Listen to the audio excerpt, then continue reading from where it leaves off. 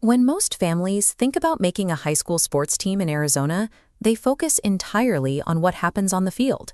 The Arizona Interscholastic Association, or AIA, serves as the ultimate gatekeeper for high school sports, establishing the rules that determine who is actually allowed to compete. It's easy to spend 90% of your energy on drills, conditioning, and private coaching, assuming that physical skill is the only requirement for a spot on the roster. Administrative rules carry more weight than athletic talent. Before a student is allowed to touch a field or a court, they must clear a specific set of paperwork hurdles. This chart highlights the disconnect. Making the team during tryouts follows an entirely separate timeline from the formal eligibility process.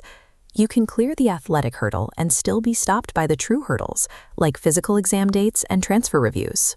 Failing to navigate these administrative requirements renders years of athletic preparation useless, as the student will be barred from the roster regardless of their skill level. Eligibility violations in Arizona are treated as serious infractions. You will not receive a simple slap on the wrist warning for a missing form. The consequences of non-compliance are immediate. If a student does not meet every requirement, they face immediate disqualification from all practice and competition. That mistake cascades to the rest of the school. An ineligible player stepping onto the field can force a team to retroactively forfeit hard-won games.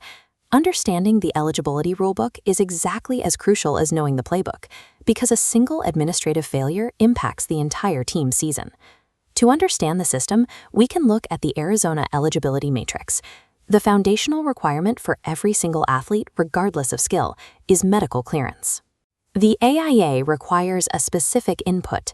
Your pre-participation physical exam, or PPE, must be completed on or after March 1st. Completing the exam after this date provides full medical clearance for the following school year. Choosing a February date for convenience makes the athlete ineligible for fall sports. This oversight forces a redundant second trip to the doctor and delays the student's ability to participate. AIA rules also govern training. A student-athlete must have full clearance to attend even a single practice session. Once cleared, the schedule remains rigid. The AIA explicitly prohibits any Sunday activities, including practices, film study, or chalk talks. Athletes are also limited to practicing or scrimmaging only with their designated school team during the active season. Passing the medical hurdle and following these practice rules requires rigid scheduling foresight to avoid an accidental preseason disqualification. The next branch of the matrix examines how a student's age and grade level restrict roster availability. The inputs are strictly enforced. Varsity is open to grades 9 through 12, while junior varsity is limited to grades 9 through 11. Further down, freshman and sophomore teams are strictly limited to students in grades 9 and 10. These boundaries ensure fair physical matchups and promote proper developmental play across the state's athletic programs. The trade-off is steep for 12th graders. Seniors are barred from playing JV to gain experience. If you are a senior, you must make varsity or sit out. Athletic opportunity shrinks as a student ages, making early development and an understanding of roster limits critical. This final node represents the most complex and risky variable in the AIA matrix, changing schools or moving residences. The input trigger is absolute. Any change of schools forces an automatic eligibility review. This centers on your school of record. Athletic eligibility is tightly and legally bound to the specific campus where the student is officially enrolled. Families who assume they have automatic eligibility upon transferring risk triggering long, mandatory waiting periods. Those waiting periods keep the student completely barred from both practice and competition while the paperwork is processed. Never guess or make assumptions about transfer rules. Nuances in domicile changes and boundary exceptions are highly scrutinized by the state.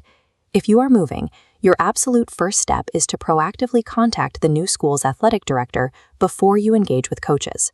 When transferring, proactive administrative communication and heavy documentation are the only ways to protect an athlete's playing time. To manage this system, look at the matrix for actionable steps tailored to your situation. For the incoming freshman and returning athlete, your objective is strict calendar management. Your checklist: secure the post-March 1st physical and submit AIA forms before summer workouts. For the transfer family, you must operate with extreme caution and never assume you are cleared to play. Your checklist: Initiate a formal paperwork review with the compliance staff immediately upon moving, prior to ever contacting the coach. For unified sports participants, your administrative burden is identical to that of traditional varsity athletes. Your checklist: complete the exact same pre-participation packets to ensure formal medical and administrative clearance. Identifying your specific scenario and following a tailored checklist removes the anxiety of navigating the massive AIA rulebook. As you prepare for the season, remember that having the rules on your side is just as important as your physical conditioning. Always keep physical copies of all completed documents, physicals, and forms to protect your investment of time against administrative errors. Treat Arizona athletic eligibility as a season-long responsibility, trading upfront vigilance for guaranteed, uninterrupted participation on the field.